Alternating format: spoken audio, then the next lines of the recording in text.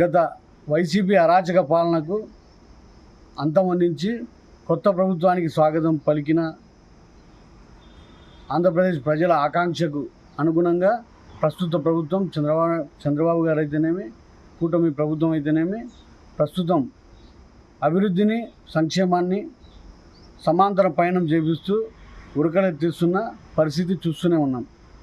గత ప్రభుత్వం అన్ని విఫలయత్నము, ఏమి చేతగానితనంతో, సందర్భానుసారంగా లేకుండా అసందర్భంగా ప్రలాపనలతో దుర్భాషలాడుతూ మనం అన్నీ చూసాం గతంలో. కానీ ప్రస్తుత ప్రభుత్వం మాటలు తక్కువ, చేతలు ఎక్కువ. మనం చూస్తూనే ఉన్నాం. సంక్షేమ పథకాలు అయితేనేమి, 4,000 రూపాయలు పెన్షన్ అట్ ఎ టైం 1,000 రూపాయలు పెంచి,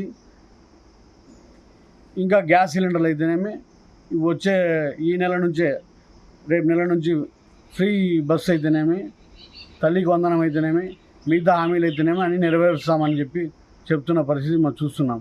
తర్వాత ఇంకోటి ఏంటంటే, ప్రాజెక్టులు అయితేనేమి, రోడ్లు అయితేనేమి కళ్ళకు కట్టినట్టుగా మనం చూస్తూనే ఉన్నాం.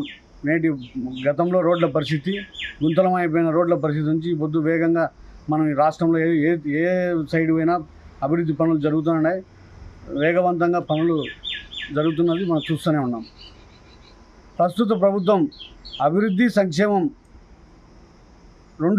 రెండు కళ్ళలాగా ముందుకు తీసుకుపోతూ ప్రజలకు చేరువుగా మంచి చేయాలనే మంచి దృక్పథంతో చేస్తున్న ఈ పనులను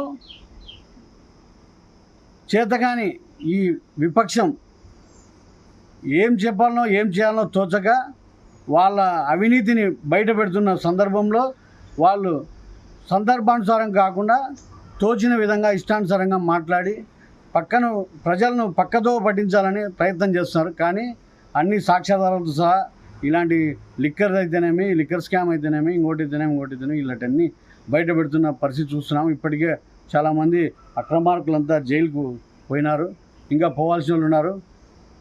పరిస్థితి ఎట్లుంటుందంటే, రాబోయే కాలంలో వీళ్ళ పార్టీ కానీ మనుగడ సాధించడం చాలా కష్టమని వాళ్ళకి అర్థమయ్యే పరిస్థితి వచ్చింది.